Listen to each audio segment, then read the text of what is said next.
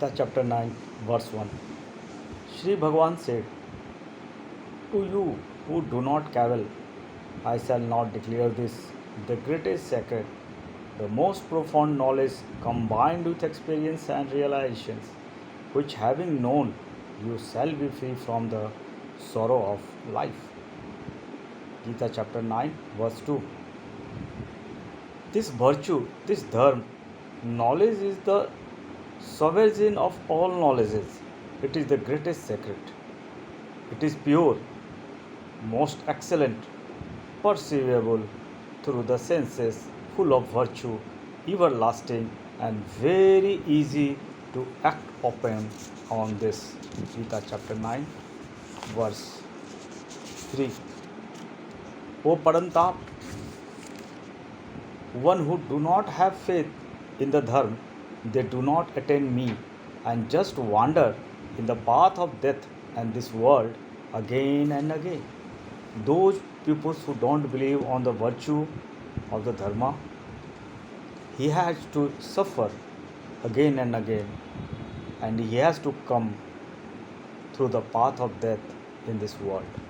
Gita chapter 9 verse 4. This entire universe has been manifested by me, as Sri Krishna says to Arjuna. All beings are dependent upon me, exist in me, but I am not dependent upon them. Whatever things availing in this earth, this planet, or this universe, it was all beings belongs to that Almighty, that superpower, as Sri Krishna says to Arjuna. Gita chapter 9 verse 5. And yet the beings do not dwell in me. Behold my divine mystery of my divine yoga. My spirit, which is source of all beings, sustain the beings but does not abide in them. That is what Krishna is saying to the Arjuna, that whatever things is going on in this planet, it was all planned by the superpower.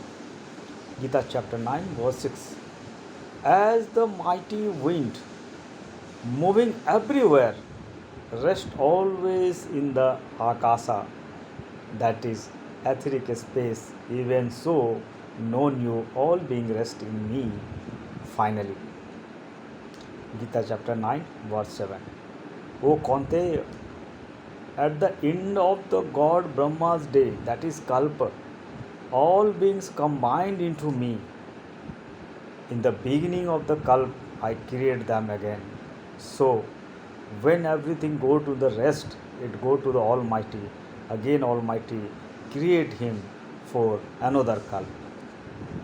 Gita chapter 9 verse 8. On the basis of my divine power and relying on my prakriti, that is nature, I certainly propagate this whole multitude of creations again and again. You can't say that if you passes from this earth, it doesn't mean that you are not going to come here again. The again and again system will end only when you total surrender to your soul, and that soul will bring you to that Paramatma, that Almighty, that Super Soul. Gita chapter 9 verse 9. O Dhananjay, sitting like one indifferent and unattached to these acts do not bind me. I am free from all these acts of the human beings, but every act of the human being is definitely binded by me only. Gita chapter 9 verse 10. O Kante, under my guidance, nature gives birth to all things, moving and unmoving, and by this means the whole world revolves. Gita chapter 9 verse 11. Not realizing my existence as the supreme form of the Almighty and Lord of all beings, fools disregard me when I am in the human form, because they are unable to understand seeing the human form of the Almighty. But everything acts, revolves, moves, happens with the power of the Almighty only. Gita chapter 9 verse 12. Of vain hopes, of vain actions, of vain knowledge, and senseless, they verily are possessed of the delusive natures of Rakshasa, that is find, and Asura, that is demon. So it's all depends how you think about your soul to act in your next birth, or you have to go to the Paramatma. It's all depend on your nature's connectivity and at the rest of the Almighty.